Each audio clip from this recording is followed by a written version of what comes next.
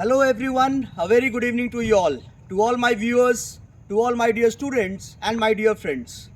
I am Avinash, an advocate at Patna High Court and Supreme Court of India. Today in this session, in this video, I shall be talking about the upcoming ELET exam. CLAT के लिए हम लोग separately बात करेंगे. This is exclusively for ELET exam, that is National Law University Delhi exam. We all know that ELET has been scheduled to take place on 11th of December, the very next month, right? And keeping that thing in mind, we are having tests every other day. We are alternating, that say if today is test on CLAT pattern, then day after tomorrow the test will be on ELET pattern, right? I have told you before also that ELET is one of the finest law college in the entire country, and it is at par with National Law School of India University, Bangalore, right? We all know that National Law School of India University, Bangalore is basically the Harvard of the East. Harvard of the East, there is no comparison of National Law School of India University, Bangalore. But NLU Delhi, if not more, but then it is also equivalent at par with the National Law School of India University, Bangalore. So we cannot differentiate. We cannot say that we should be having a lenient approach towards National Law School University, Delhi, right? It's a very, very reputed university in India, and Delhi is having its geographical advantages also. There are so many district courts, so many courts. 30 Hazari है, Rouse Avenue है, Saket court है, Patiala house court है, अलग अलग courts है, Delhi high court है, supreme court तो एक ही है, वो भी दिल्ली में है, विमेन कमीशन है, ट्रिब्यूनल्स है, तो बहुत सारे एनजीटी है, नेशनल ग्रीन ट्रिब्यूनल है. तो दिल्ली में ऑप्शंस, अपॉर्चुनिटीज आपको काफ़ी ज़्यादा मिलते हैं, तो उसको ग्रैब करना है. और इसका जो पिच है वो बिल्कुल अलग है, क्लैट से बिल्कुल अलग है. और हम लोग NLU दिल्ली में Chanakya CLAT classes takes pride in the fact that in the year 2013 we had given as many as 5 selections in 1 year, and that's a record in itself. There is no other institute which has done so, that एक ही institute से 5-5 लोग select हो गए, qualify हो गए एक ही साल में. हम खुद अपना इंस्टीट्यूट खुद उस चीज़ को नहीं दोहरा पाया. फिर हर बार अगर पूरे स्टेट से 1-2 रिजल्ट भी हो जाता है ELET में तो बड़ी बात होती है. एक ही इंस्टीट्यूट से 5-5 रिजल्ट्स हो गए.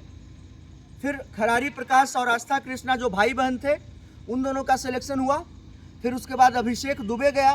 तो लोग मतलब कि आते गए, जो पढ़ने में अच्छे थे, जिनका थोड़ा सा एनालिटिकल अप्रोच था, वो लोग एग्ज़ाम को क्वालिफाई करते गए, राइट?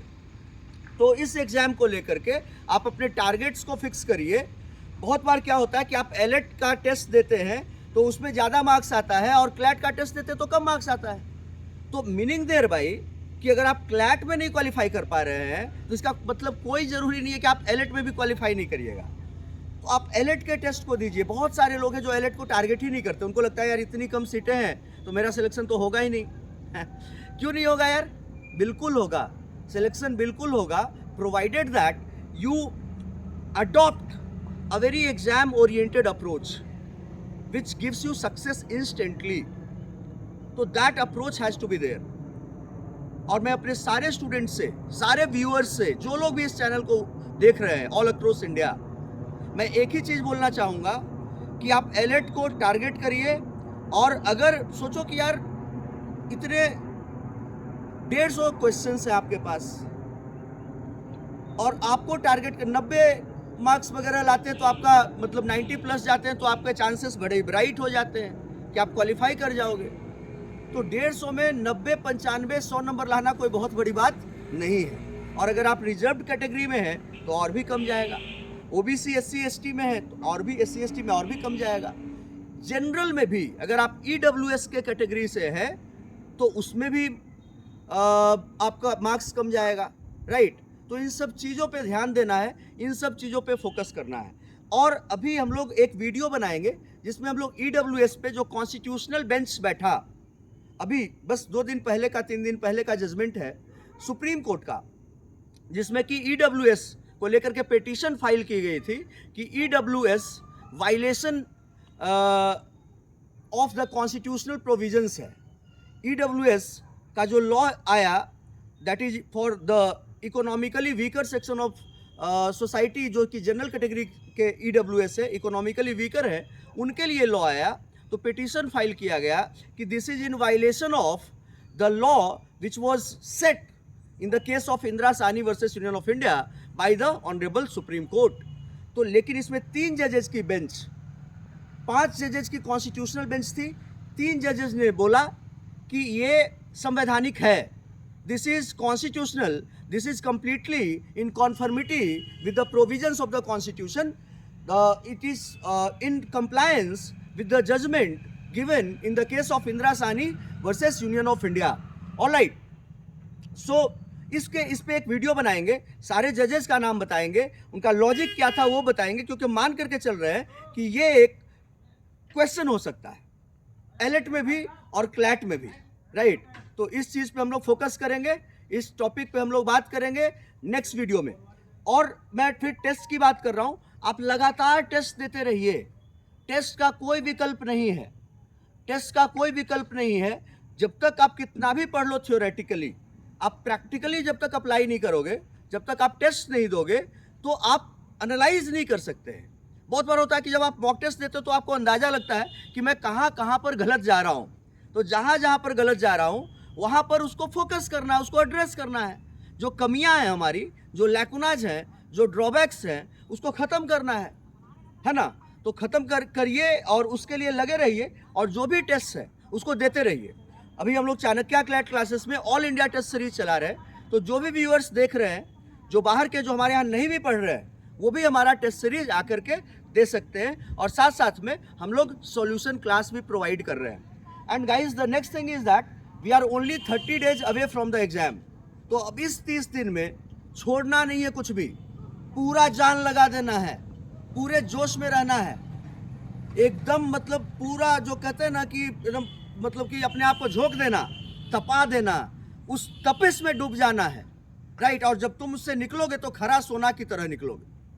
और एक बार चले गए नेशनल लॉ स्कूल दिल्ली में, नेशनल लॉ यूनिवर्सिटी दिल्ली में, तो समझो कि तुम्हारा भविष्य, तुम्हारा फ्यूचर, तुम्हारा करियर पूरा एकदम 180 डिग्री पर रिवॉल्व कर गया, चेंज हो गया।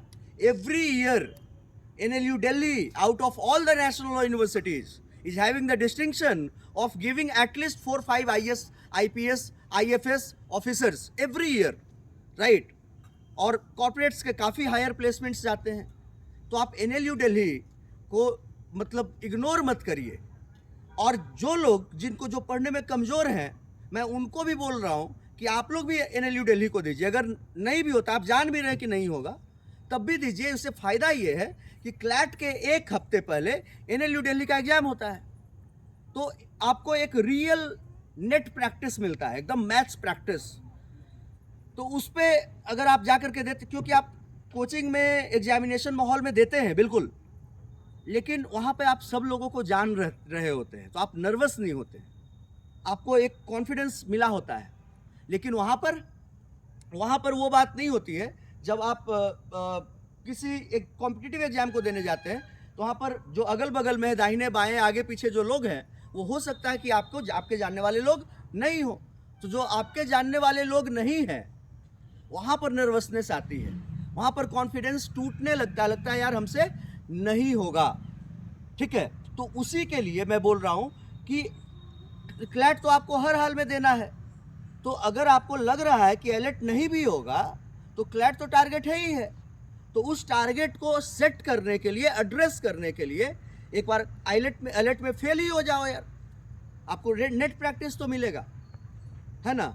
तो इन सब चीज़ों पे ध्यान दीजिए, एक एक पॉइंट पर, एक एक मुद्दे पर, एक एक इशूज़ पर, जो भी अभी अपडेटेड चीज़ें हैं, हम करंट अफेयर्स के बिल्कुल जो लेटेस्ट चीज़ें आ रही है, जो कि पूरे देश में उसका नेशनल इशू है, उन सारे मुद्दों पे हम लोग वीडियो डाल रहे हैं और डालेंगे, और क्लासेस में उसको डिस्कस भी कर रहे हैं, right. So I hope that you have understood my words in its true essence and its character, right? So thank you for listening to me, right? Implement all these things in your daily routine, okay? And if you haven't subscribed our channel, then do like it, share it, and subscribe it, and press the bell icon if you haven't done so, so that the regular notification is say automatically given to you, right? Thank you everyone. Jai Hind.